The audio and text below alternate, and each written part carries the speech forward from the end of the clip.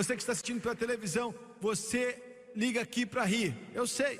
Você liga nesse canal para ficar rindo da gente, mas essa não é a verdadeira razão.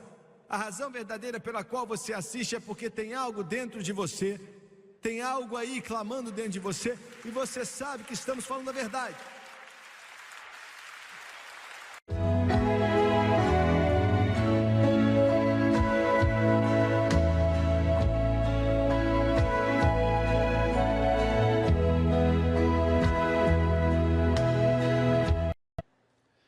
Minha mensagem nessa noite basicamente é para a igreja do Deus vivo. Eu sou apenas o mensageiro, eu não sou a mensagem. Como João disse há tanto tempo atrás, quando introduziu o grande Cristo da glória, eu sou apenas uma voz clamando do deserto: prepare o caminho do Senhor e endireite os seus caminhos. Sou apenas um mensageiro, sou apenas uma voz.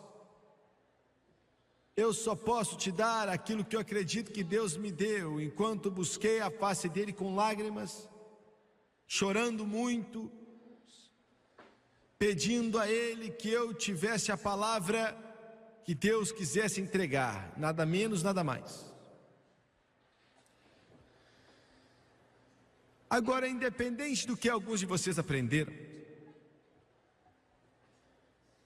e eu quero esclarecer essa frase dizendo o seguinte: essa vida cristã é a melhor vida que se pode viver.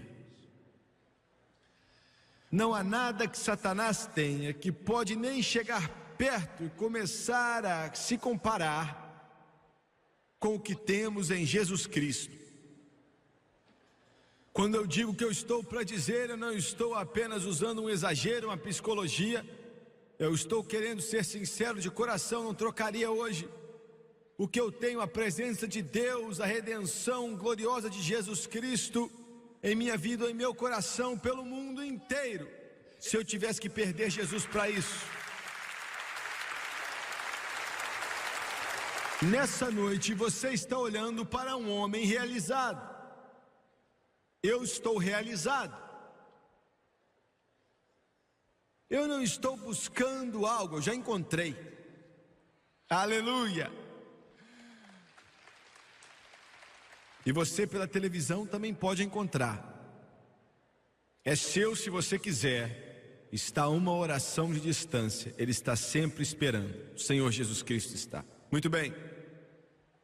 É a melhor vida, é a vida mais maravilhosa, é a vida mais empolgante, é a vida mais realizada. Ainda assim é difícil de dizer isso ao povo que não é salvo, porque não entendem.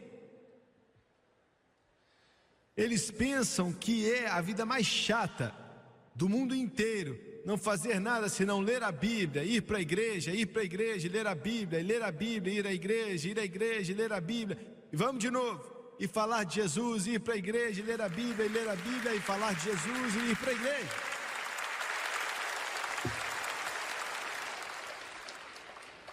Mas quando eu falo de Jesus, o príncipe da glória, o primeiro, o último, o alfa, o ômega, o começo e o fim, quando eu falo a respeito desse livro que tenho em minhas mãos, que nos mostra a vinha lá de Siló, e o quarto homem, o rei da glória, o primeiro, o último, o alfa e o ômega. Quando vou para a igreja, não mostrando Jimmy Swagger, ou para fazer um show, mas para adorar aquele que é digno de todo louvor e toda glória. Não é algo chato, não é algo sem vida, não é algo chato. E olha, você pela televisão, hoje eu estou aqui para te dizer que a mesma realização gloriosa que a sua mãe tinha e a sua avó tinha, todas que amavam a Deus. E olha, você não vai encontrar nessas mesas de jogatina lá em Las Vegas, viu? Você não encontra naqueles cassinos novos que estão abrindo lá em Atlantic City. Você não encontra em sexo ilícito, você não encontra nas coisas desse mundo, com uma seringa podre no seu braço, ou fumando maconha, cheirando cocaína, sei lá o que. Mas você encontra na cruz, quando eu primeiro vi a luz e todos os meus problemas foram embora. Aleluia, glória, glória. Eu acordo à noite falando: Jesus, eu te amo. Eu tenho que te falar de verdade mesmo. Eu podia varrer o chão da menor base missionária que existe no mundo, se eu tivesse que fazer isso e estar contente em fazer isso por Jesus Cristo. Sério mesmo. Não estou inventando moda não, é verdade. Queima na minha alma, está em meu coração. Porque realiza o homem. O homem não pode ficar satisfeito fisicamente, mentalmente ou psicologicamente até que ele esteja satisfeito espiritualmente. Muito bem. Mas agora, essa caminhada cristã não é um mar de rosas. Existe um inimigo que chama diabo. E depois que você é salvo e cheio do Espírito, você descobre que você repreende a ele e não prende ele.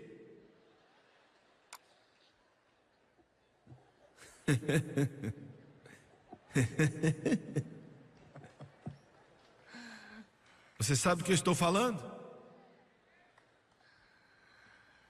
Você descobre que vivendo para Deus existem problemas, existem dificuldades, existem alguns obstáculos que atrapalham no meio do caminho.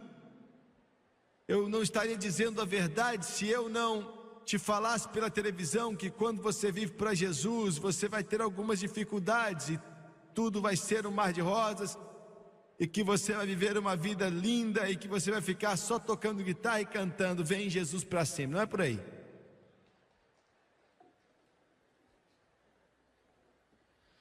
Eu tenho que ser sincero com você, vão haver vezes que você nem sabe se vai vencer. Você já viu aquele sinal que diz que a marinha só precisa de alguns bons homens? Com isso eles querem dizer que o bando de homens que vão para o exército e para a aeronáutica não são suficientes para a marinha. Eles não falam isso abertamente, mas dá para ler nas entrelinhas. Vocês que são do exército, peguem e levem comigo, pois quem falou foi eles, viu? Mas qualquer um pode viver para Deus. Ninguém pode fazer si mesmo. E todos podem fazer com Jesus. Eu quero declarar isso de novo. Todos podem viver para Deus com Jesus Cristo.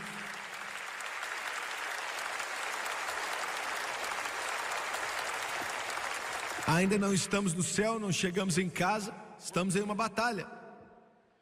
Estamos em uma batalha de uma proporção tão grande que é a mais importante que vai acontecer na sua vida e em seu coração. Viver para Deus. É por isso que se você der meia vida, você não sabe o que está perdendo. Porque todas as coisas que você faz, quando você entrega a vida para Jesus, tem uma significância tremenda, tem uma importância tremenda, causa um impacto tremendo. Você, como filho de Deus, toda a sua vida, o seu ser, o bater do seu coração e o ritmo da sua alma, tudo a seu respeito, tem que ser entregue por completo, vivendo para Jesus. E alguém pode dizer: não, isso é só para pregadores, eu sou apenas cristão. O que eu mais gosto a respeito dessa grande experiência pentecostal, e eu amo, é que não há uma divisão entre o banco e o púlpito. Todos se tornam pregadores quando são cheios do Espírito Santo. E não fui eu que disse que Deus chamou para ser um pastor, um professor, um evangelista, um profeta, um missionário. Mas Ele chamou você para pregar, e simplesmente quer dizer as boas novas. Então, isso aqui é o que torna isso algo grandioso. Mas vão haver poderes das trevas que virão contra você. Não é fácil. E eu estaria sendo irônico e mentiroso se estivesse aqui dizendo para você que viver para Deus é algo simples, que é rápido. Não é verdade. Você vai precisar de toda a consagração e dedicação que você pode conseguir. Agora eu sei que alguns tentaram distorcer e fazer você pensar que você pode segurar o mundo com uma mão e Deus com a outra, mas não é possível. E esse é o problema da igreja hoje. Não tem como fazer isso. Deus ainda exige algumas coisas de você. Essa é a razão nessa noite porque não existem centenas de milhares aqui. É porque, e muitas vezes eu choro, mas eu chego na televisão e digo aos santos: pare de beber, pare de ir para boate, pare de beber cerveja, pare de beber uísque, pare de contar piadas sujas, pare de ficar escutando rock and roll, pare de ficar escutando música sertaneja. Veja bem, começa a dividir. As pessoas começam a dizer: eu não quero escutar isso porque eles gostam de nascido para perder. Entendeu? Você está me ouvindo? As pessoas começam a se desviar. Mas eu não posso fazer nada, eu sou só um mensageiro. Sou apenas uma voz, estou apenas te dizendo que eu acredito que Deus mandou te dizer. Se você não gosta, fala com Deus. É assim que eu me sinto. Mas eu vou pregar a verdade, eu vou pregar aquilo que acredito que essa palavra nos diz. Muito bem. Eu quero que você olhe para Levítico capítulo 10. O 10º capítulo de Levítico, existe uma declaração terrível dada ali nos primeiros 2 versículos. 10º capítulo de Levítico. E os filhos de Arão, Nadab e Abiú, tomaram cada um o seu incensário e puseram neles fogo, e colocaram incenso sobre ele e ofereceram fogo estranho perante o Senhor, o que não lhes ordenaram. Então saiu o fogo de diante do Senhor e os consumiu e morreram perante o Senhor. Eu quero que você note algo. Primeiramente, esses 2 homens que fizeram isso, Nadab e Abiú, eram filhos de Arão. Arão era o sumo sacerdote e o primeiro sumo sacerdote escolhido por Deus. Ele era irmão de Moisés. Ele era o segundo homem mais poderoso na igreja do deserto de Israel. Esses eram seus 2 filhos, Nadab e Abiú. Eram homens poderosos também, eram sacerdotes. Eram tão poderosos que ele, com mais 70 anciãos de Israel, mais Moisés e Arão, foram convidados para o topo da montanha e literalmente tinham conversado com Deus, e essa Bíblia diz que eles viram a Deus. Eu acho que nessa noite eu estou pregando mais para pentecostal do que qualquer outro povo. Talvez meus irmãos batistas precisam ouvir, talvez meus irmãos metodistas também precisem. Talvez meus amigos católicos precisem, mas estou convencido que os meus irmãos e irmãs pentecostais precisam mais do que qualquer um outro povo. Por quê? Por que estou dizendo isso? Porque é que eu estou sendo cáustico com isso. Eu vou te falar por quê.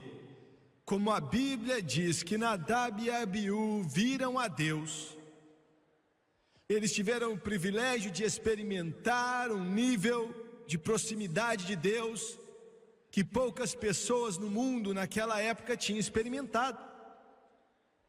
Eles tinham conhecido seu poder e a sua glória, e eu digo isso não querendo falar mal de nenhum outro povo, mas pentecostais conheceram um nível de poder e milagres e proximidade do Todo-Poderoso Deus, que talvez, eu digo talvez, os outros não tenham conhecido.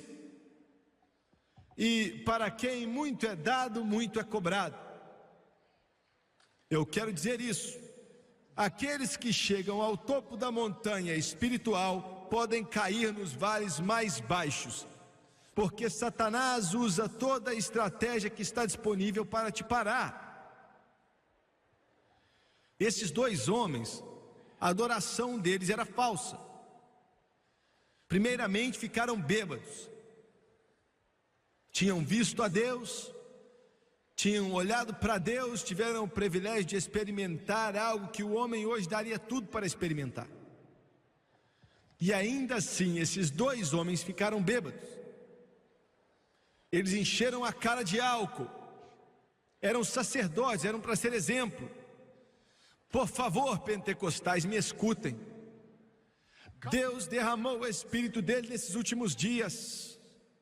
E a palavra pentecostal, espera aí, você que está assistindo pela televisão, você pode dizer: Jimmy Swagger, eu não sou da denominação pentecostal. O Pentecoste não é uma denominação.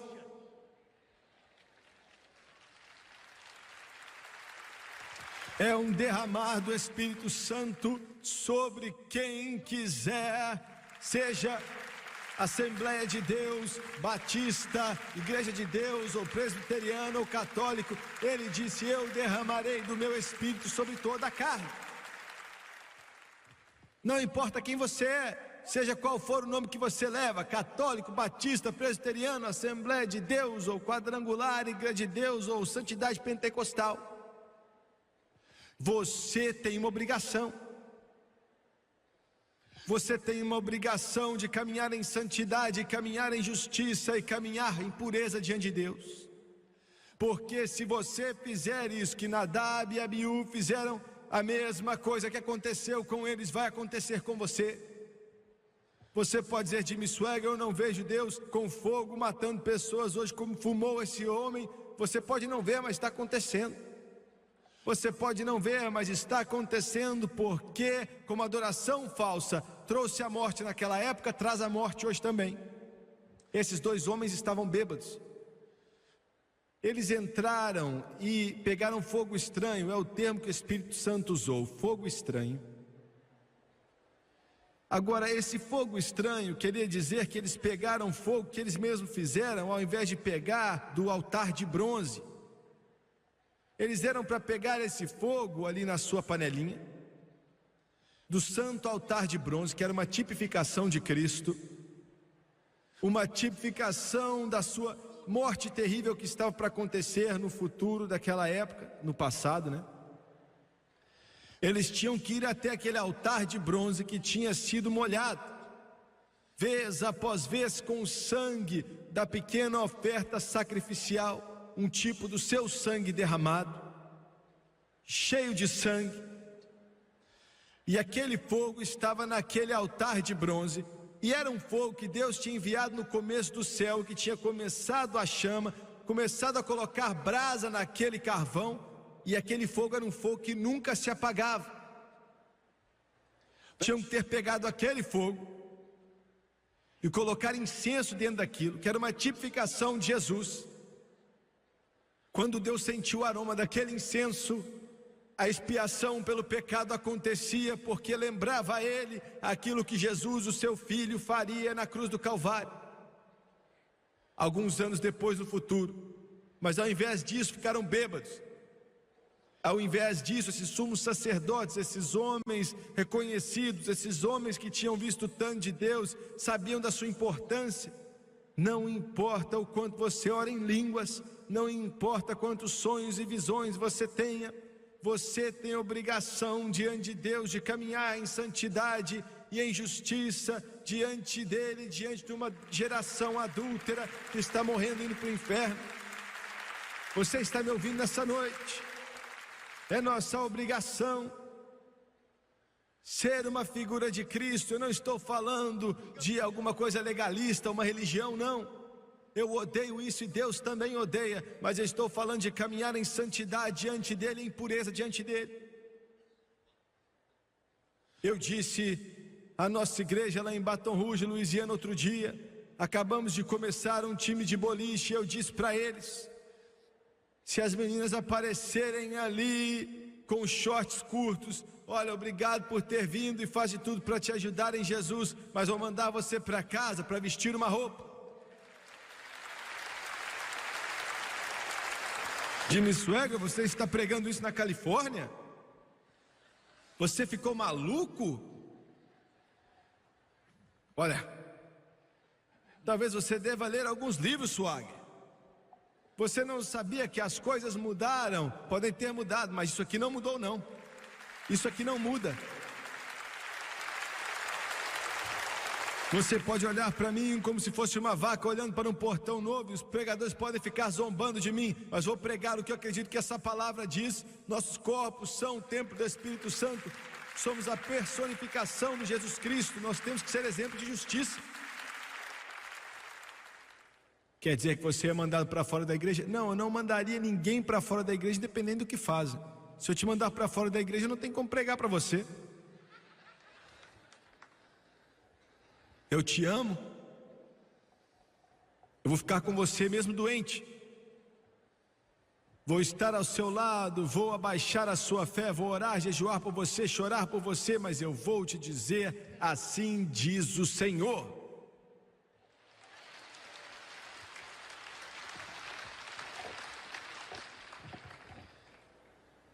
Mas ao invés disso, os homens estavam bêbados. E nessa noite eu me pergunto quantos pentecostais estão da mesma forma. Eu me pergunto nessa noite quantos pentecostais estão da mesma forma. Eu vou ir um pouco adiante, eu me pergunto quantos batistas estão do mesmo jeito, quantos metodistas, quantos católicos, eu me pergunto quantos presbiterianos, quantos episcopais, quadrangulares, seja quem for. Bêbado. Se desviou. Meu Deus, me dê pregadores por detrás dos púlpitos que não venham pensar apenas em geometria ou geopolítica ou história ou saber escrever para revista, mas pregadores que estão diante de Deus até que eles choram tanto com convicção do Espírito Santo que quando subirem naquele púlpito eles venham falar como se fosse a voz de Deus falando. Falsa adoração. Falsa adoração. Eu estava em uma mesa algum tempo atrás na nossa organização, tinha acabado de fazer um acordo, isso foi o quê? Uns 4, 5 anos atrás, fechou um acordo numa estação de rádio, e os advogados estavam mencionando algumas coisas de última hora, estávamos conversando até que tudo o que tinha que ser feito legalmente foi feito, e então eu cheguei na mesma mesa daquele homem, um multimilionário. Eu perguntei a ele: Senhor, qual igreja você vai? E ele me deu o nome dela, não algum tipo de seita, mas não, uma das maiores igrejas no meio cristão. E eu disse: que bom. E perguntei: o que você faz na igreja? E ele disse: eu sou líder de louvor. Eu olhei para ele. Seria engraçado se não fosse tão triste. E eu disse: você é líder do quê? E ele disse: sou líder do louvor. Eu não estou falando de um louco que saiu do manicômio para visitar os seus familiares, não é? Eu estou falando de um homem que era dono de metade da cidade, um homem que era multimilionário, um homem que tinha muitos PhDs. Ele disse: eu sou o líder de louvor. E eu fiquei um pouco interessado e falei: Senhor, então como você conduz suas responsabilidades? Ele falou: bem, tem sido meio difícil. E depois vi que ele falava a verdade. Ele disse: eu não sei bem o que fazer, o pastor me colocou na liderança do louvor. Ele não queria me dizer, mas eu continuei perguntando. E eu falei: o que você faz? E ele disse: bem, eu tento assar o pão, então trazemos o pão enquanto está quente, colocamos no altar e nós cheiramos.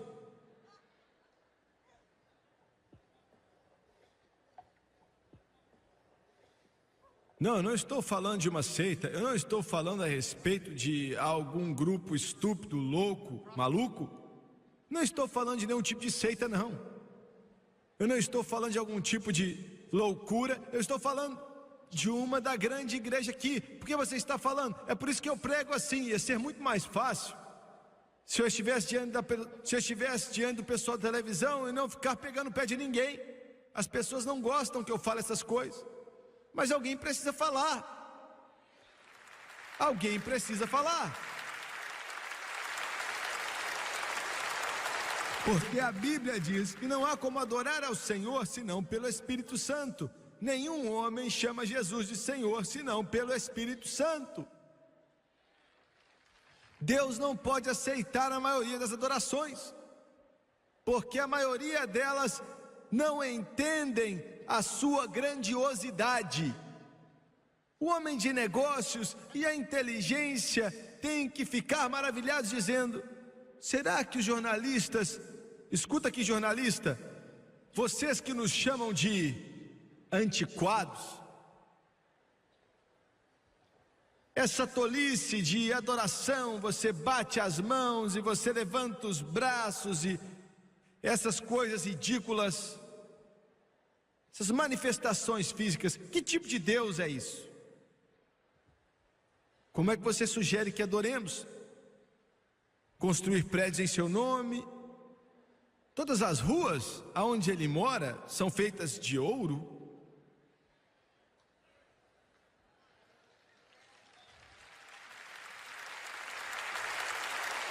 Salomão construiu um templo que custaria $1 trilhão na economia de hoje, e Salomão tinha bom senso suficiente de dizer: Deus, nenhum prédio pode te conter, o céu dos céus não podem te conter, então vamos usar um prédio para adorá-lo? Mas em nossa inteligência, somos espertos, partimos o átomo, mas quem criou foi Deus. Ficamos um pouco mais espertos e nos desenvolvemos, evoluímos do macaco, que beleza, hein? Automaticamente falamos que nossos patriarcas eram macacos. E o livro diz que a tolice de Deus é mais inteligente que a sabedoria do homem. Então vamos adorar a Ele com o nosso intelecto? Ele dá risada dos nossos absurdos. Então como adoramos? Caim tentou com o fruto do campo e não funcionou. Aquilo que o mundo pensa que é tolice e absurdo, a única forma que você pode adorar a Deus é em espírito e em verdade. Não há outro jeito. Com o coração. Com o coração. Você que está assistindo pela televisão, você liga aqui para rir. Eu sei. Você liga nesse canal para ficar rindo da gente, mas essa não é a verdadeira razão. A razão verdadeira pela qual você assiste é porque tem algo dentro de você. Tem algo aí clamando dentro de você. E você sabe que estamos falando a verdade. Veja bem, o homem é um ser físico, mas essa casca aqui, ela vai envelhecendo, independente de toda a maquiagem e de toda a cirurgia. Você ainda envelhece, entendeu?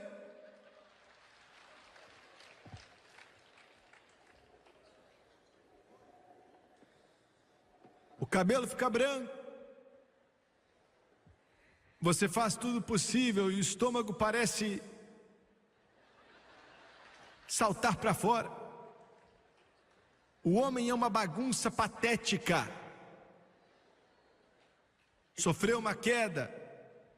Esse corpo é uma casa, só isso. Está sofrendo com mau tempo e até está tendo goteiras. Não, é só o meu cabelo. Não é o de mais ninguém não, só o meu. Você entendeu o que eu disse? O carpete fica ruim. A janela precisa de ser consertada. E é por isso que eu tenho isso aqui, ó. Alguns dizem que a fé deles é grande, se perdem as lentes de contato não conseguem ler.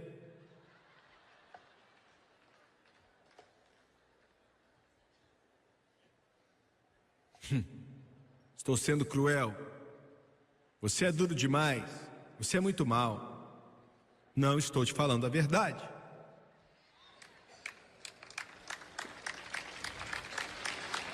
Mas na realidade o homem não é a parte de fora. Você está olhando para o que você acha que o Jimmy Swaggart é. Demorou meio dia para ficar bonito desse jeito, por pior que seja.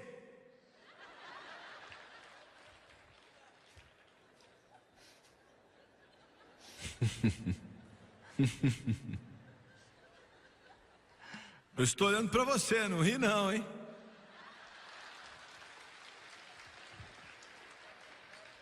Mas esse não é o verdadeiro Jimmy Swaggart. O verdadeiro só Deus conhece. Fica aqui dentro, ó. É o meu coração, meu espírito. E quando eu adoro a Deus, o meu espírito se derrama na presença dele. Você adora Ele em espírito e em verdade. E tem um efeito tão grande nesse corpo frágil aqui de barro, que às vezes eu não consigo me conter, eu começo a bater as mãos, eu começo a levantar os braços, louvando a Deus. E eu te amo, Batista, mas eu não vou parar de levantar minha mão, independente do que vocês dizem, ou católicos, ou presbiterianos, ou metodistas, ou seja quem for. E eu disse em amor, não fica bravo comigo não. Adoração. Eu disse, o que você faz? Nós assamos pão e cheiramos o pão. E eu perguntei, o que mais você faz? Ele disse: bem, nós contratamos um cantor de sertanejo de vez em quando, com a camisa aberta, levamos ele para lá, ele vai no altar e começa a cantar umas músicas sertanejas. Eu falei: ah, tá, o que mais que você faz? Aí ele disse: ah, quando o pastor joga água no bebê e o pouco de água que ele tem, ele desce e começa a jogar no povo também. Nós damos risada, é maluquice, eu admito. Eu não quero ser sarcástico com ninguém, mas essa é a tolice que experimentamos nas igrejas hoje, quando tentamos adorar a Deus sem adorar a Ele em espírito e em verdade. Sabe por que aquelas pessoas fazem isso? Porque não conhecem a Deus, não sabem o que é Deus, nunca nasceram de novo. Deus é apenas uma palavra para eles, mas quando você o conhece e o poder da ressurreição, Paulo diz que para conhecê-lo, e eu quero conhecer o poder da sua ressurreição, você adora Ele, e vem uma alegria em sua alma, não importa quem você é, quando você conhece como deve conhecer, algum tipo de resposta para com Ele vai acontecer. Escute o que eu digo: falsa adoração matou aqueles homens, e pode te matar hoje também. Falsa adoração te mata. Depois vem uma caminhada falsa. Fique comigo, eu só vou pregar até eu terminar de pregar.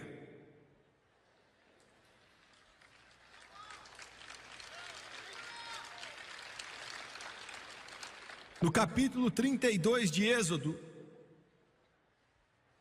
eu não quero que você leia todo o capítulo, leia quando chegar em casa. Êxodo 32. Moisés estava no topo do monte, e ele ia receber o maior mover de Deus que a humanidade conhecia fora do Calvário e a ressurreição, que eram os 10 mandamentos. Toda base de lei nesse mundo hoje, desde a União Soviética, que é um comunismo que odeia Deus, até o presidente dos Estados Unidos e todas as outras nações, de alguma forma são baseadas nos 10 mandamentos. A civilização não poderia existir. Ele estava na montanha pegando aquilo que era a textura de toda a sociedade. Deus irado, você pode ler ali, disse: Moisés, desça, aquele povo se corrompeu. E eu não estou falando de um bando de ímpios, eu não estou falando de um bando de egípcios adorando seus ídolos, eu não estou falando a respeito de algum tipo de nação ímpia, ou que adorava ao diabo, ou isso. Estou falando do povo escolhido de Deus. Estou falando da igreja no deserto. Estou falando de estar bem no meio do maior mover de Deus que o mundo já conheceu. Hoje existe uma dupla atração que está acontecendo no cristianismo. Existe uma atração para Deus e algo que te puxa para longe de Deus ao mesmo tempo. É como se 2 rios estivessem correndo um ao lado do outro em direções opostas. Existem mais pessoas sendo salvas hoje do que em toda a história, mas existe um declínio espiritual maior hoje do que em toda a história também. Muitas igrejas estão pegando fogo e muitas estão se desviando.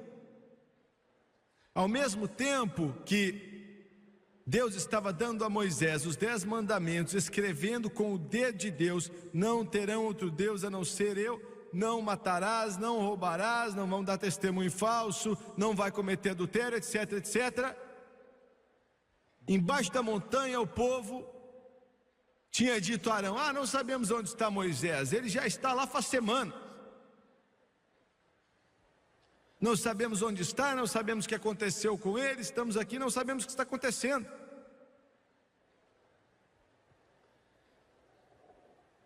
Faz alguma coisa. Faz alguma coisa. E é um dos nossos problemas aqui no Pentecoste hoje. Temos que fazer alguma coisa. Temos que colocar uma fumaça azul nos corredores. Ou tem pregador que está lendo a mente agora, pensamento positivo. Temos que fazer alguma coisa. E quando fazemos isso é uma caminhada falsa. Foi uma falsa adoração e agora é uma caminhada falsa. Arão disse: me dê o seu ouro, me dê os seus brincos, me dê os seus colares, me dê os seus anéis de ouro, me dê tudo que você tem. E deram a ele o ouro, e ele Então Arão, o sacerdote, o sumo sacerdote, fez um bezerro de ouro. E o povo começou a ficar bêbado e tirar as roupas e ficaram nus. E começaram a dançar em volta desse bezerro de ouro. E começaram a se envolver e adorar e fazer orgias. Eu creio que esse é o tempo de mais provação que o cristianismo já passou por ele. Você pode perguntar, como é que você sabe disso? Eu sei pela seguinte razão: Satanás está entrando nos nossos quartos e nas nossas salas de TV, com a maior sujeira, com o que tem de mais podre, com a perversão que vem direto do inferno. Faz pouco tempo que ele mudou a sua tática. Nos anos 60 ele tentou vir se fosse com um soco na alma da América, mas foi algo tão terrível que o homem se rebelou contra aquilo. Escreveram canções falando do paizão, Deus, e do espuquinho, o Espírito Santo, e falando de um bastardo, Jesus Cristo. Vocês ouviram bem? Deus nos perdoe, blasfemando com a boca mesmo. E faz alguns anos ele mudou a sua tática.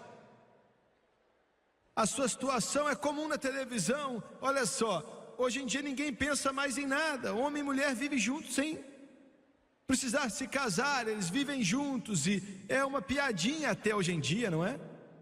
Nossos jovens, eles estão cheios disso, dessa insinuação suja. Eles não aparecem na TV dizendo que o pregador é louco, que a Bíblia é estúpida. Falam isso subliminarmente. E os nossos jovens são criados em meio a essa aura de distorção da mente, e essa é a tentativa de Satanás, distorcer a mente.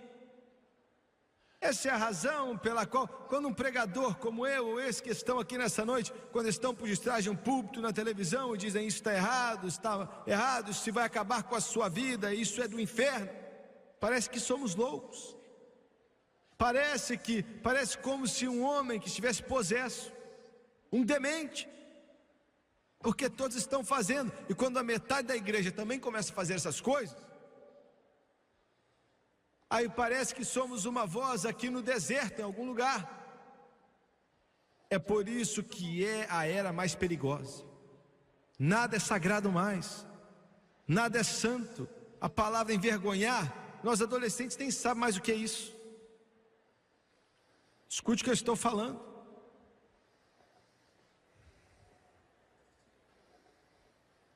Estavam nus. Não é nada de novo, isso é antigo. Satanás já tentou essa tática faz muito tempo. Uma caminhada falsa.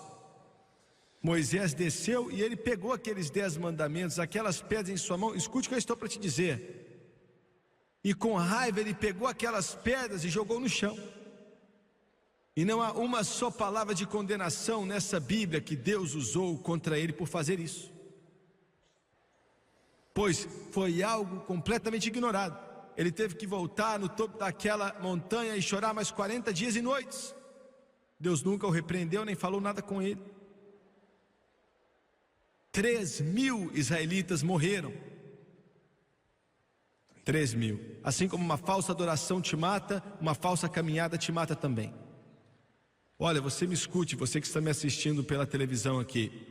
Você pode colocar o cantor de sertanejo no seu púlpito, que já cantaram sábado à noite na boate e agora vão cantar na sua igreja domingo de manhã. Vai chamar a atenção de muita gente. Mas, Senhor, você está sujando esse evangelho de Jesus Cristo. E você está condenando os seus jovens ao inferno por fazer isso.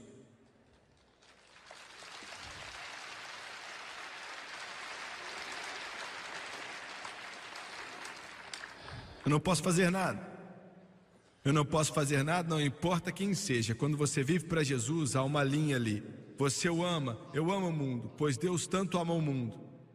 Mas não há como ter os dois. Há uma linha, uma falsa caminhada. E por último, uma falsa luta. Você se pergunta por que muitos caem no meio do caminho, porque muitos não conseguem vencer. É por causa da falsa adoração, da falsa caminhada, e depois há uma falsa luta. Você está em uma batalha, é uma batalha de proporções muito grandes. E se a adoração e a caminhada não estiver certa, a luta também não vai ser. Acã, você conhece a história. Josué capítulo 7.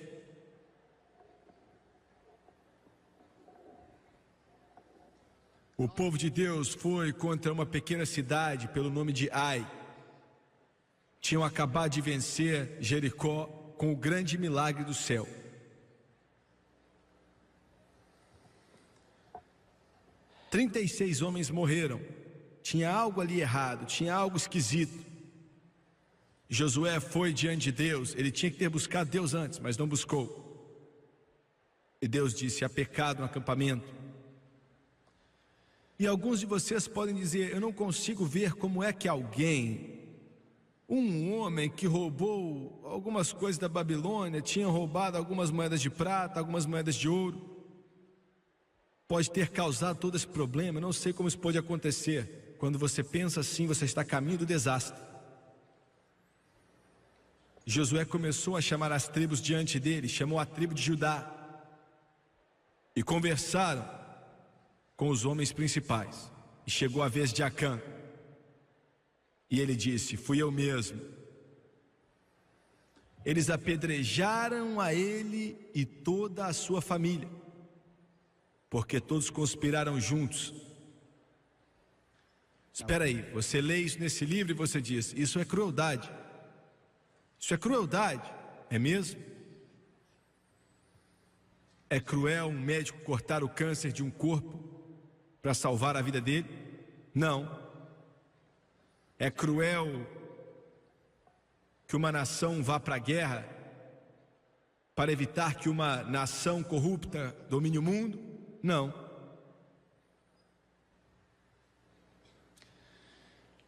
Eu estava em uma cidade aqui do Oriente. Eu estava em uma igreja fazendo um avivamento. Fiquei ali várias semanas.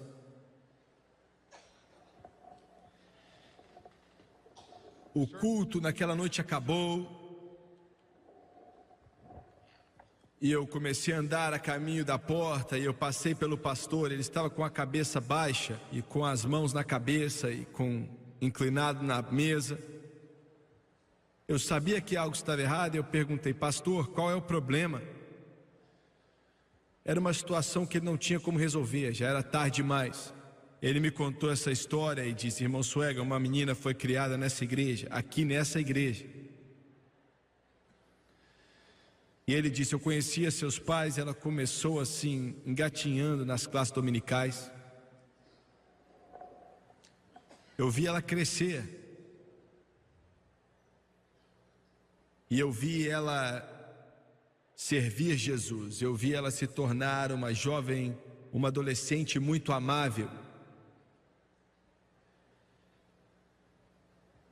Ele disse: como pastor, eu vi tudo isso no passar dos anos. A consagração, as batalhas, as dificuldades, os problemas, a mãe e o pai dela. E ele disse que há mais ou menos 2 anos atrás, aquela menina saiu dessa igreja, largou Deus, largou Jesus, largou a Bíblia, largou tudo. E ela entrou no pecado mais profundo. Eu disse: olha, ela se afogou no pecado. Começou a fazer todas as coisas que nós sabemos, as boates, as danças, sexo ilícito, bebedeira, drogas, tudo que você imaginar. Eu estava ali diante da mesa dele, escutando ele falar. E ele me contou: olha, ontem à noite ela morreu. Ela saiu da festa com um rapaz e ele tentou abusar dela e ela não quis. Os dois estavam bebendo Ele perdeu o controle total, começou a dar um soco nela e ele tinha um anel bem grande no dedo. E ele batia nela. Os pais dela tiveram que ir até o necrotério para tentar identificá-la, pois estava muito deformada. Quando o encontraram, hoje bem cedo, ele tinha perdido a cabeça. Ele só chorava e ficava repetindo: meu Deus, o que foi que eu fiz? Meu Deus, o que foi que eu fiz? Eu fiquei de pé ali, acompanhando o minuto final. E na manhã seguinte, eu acho que era 8 da manhã, eu cheguei à igreja para orar. Eu subi até a galeria daquela igreja, cabiam, não sei, 1.200, 1.500 pessoas. Era um lugar bem grande. E eu não prestei atenção assim na parte de cima, eu apenas entrei na porta principal e não tinha que ir até o auditório. Aí eu subi as escadas, fui até a galeria, tinha muito espaço ali, havia privacidade ali. Eu estava buscando a Deus, como eu faço todo dia. Já estava pregando ali já fazia algumas semanas. Eu não sei quanto tempo eu orei e busquei a Deus, eu não sei quanto tempo eu estudei, não sei quanto tempo fiquei ali, não foi, talvez até 1 hora, não sei. Eu estava orando e andando e eu desci até a frente daquela galeria e eu olhei rapidamente para a frente da igreja e quando olhei, fiquei chocado. Por alguns instantes eu não acreditei no que eu estava vendo, porque o caixão estava no púlpito. Nunca na minha vida eu ouvi falar de um diretor de funeral trazendo um caixão tão cedo assim para um funeral. Mas estava lá. E por alguns instantes eu fiquei tão chocado que eu não sabia o que era, eu não sabia por que estava lá. Foi um choque para mim. Você não espera ver um caixão assim 8h30, 9 horas da manhã em uma igreja. Então eu me lembrei que essa era a garota. Eles não queriam que aquele caixão fosse aberto, pois essa era jovem. Eu creio de todo o coração que foi direcionado pelo Espírito Santo. Eu desci ali da galeria e fui até o corredor. E fiquei ao lado daquele caixão. E eu creio de todo o meu coração que Deus falou comigo e disse: filho, eu pedi. Foi como se fosse um gemido. Eu não aguentei, eu chorava, eu não conhecia a garota, nunca tinha visto, não sabia nada dela senão aquilo que o pastor Boné tinha me falado. E foi como se o Espírito Santo tivesse chorando comigo, dizendo: eu implorei com ela. Eu falei com ela vez após vez após vez. Eu tentei alcançá-la o máximo que eu pude. Eu não parei. Eu estava lá quando ela morreu. Mas ela não quis me ouvir.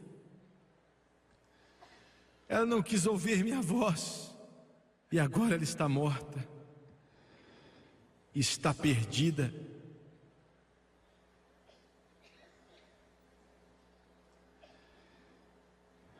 Sempre uma falsa adoração e uma falsa caminhada produz uma falsa luta e traz morte. Sempre. Abaixe sua cabeça, por favor.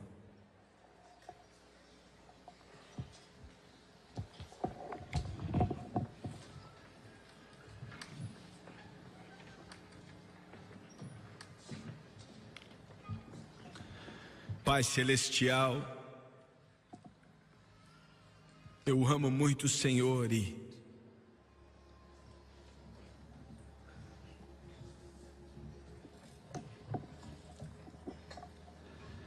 Ainda assim, Deus, eu choro por dentro.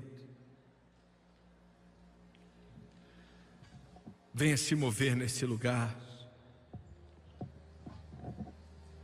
Mova na vida das pessoas pela TV, Deus, seja quem eles forem, por favor. Eu peço que em nome de Jesus, o Teu Espírito, a Tua presença venha vir sobre esse lugar. Eu peço por uma convicção do Espírito Santo,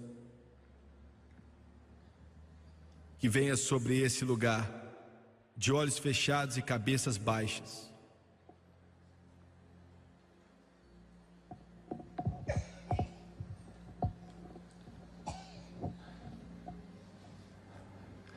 Quantos aqui hoje, estou falando com cristãos agora,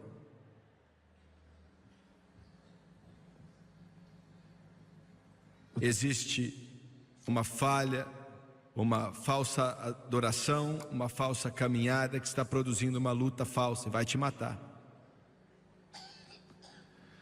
Quantos podem levantar a mão e dizer: Jimmy Swaggart, não estou vivendo bem? Agora me escute com atenção, eu não estou vivendo bem. E sei que se eu continuar vivendo assim, isso vai trazer muitas dificuldades para a minha vida. Você pode orar por mim? Estou vendo uma mão ali, outra mão ali, outra mão ali. Estou vendo as mãos se levantando nesse lugar. Deus ama o seu coração. Quantos ali na arquibancada? Ore por mim, levante a mão. Estou vendo, das arquibancadas, ali na sacada. Levante, por favor, lá em cima. Quantos podem levantar as mãos pedindo oração? Obrigado, Deus ama você. Aqui do meu lado esquerdo, ore por mim. Uma falsa caminhada, uma falsa adoração e uma falsa batalha. Eu quero que todos nesse lugar se levantem, por favor. Por favor, se coloque de pé. Querido Deus, louvado seja Deus. Eu quero pedir o Tomás e as meninas para cantarem. Ó Salvador, não passe por mim sem me notar, estou aqui. Enquanto outros estão chamando, não passe despercebido por mim. E enquanto eles cantam, daqui a pouco, eu quero que todos vocês que levantaram as mãos aqui nesse ginásio, seja quem você for, aonde quer que você esteja, eu quero que você desça esses corredores. Se você levantou as mãos, vocês que estão aqui e não levantaram a mão, e Deus está falando com você, você está debaixo de uma convicção pesada agora, eu quero que você venha. Não importa quem você seja ou qual igreja você esteja indo, não estamos abrindo a porta para nenhuma igreja, pois nenhuma igreja pode salvar. Estou falando a respeito de ter um relacionamento, um encontro pessoal com Jesus Cristo. Eu quero que você venha enquanto eles cantam. Venha.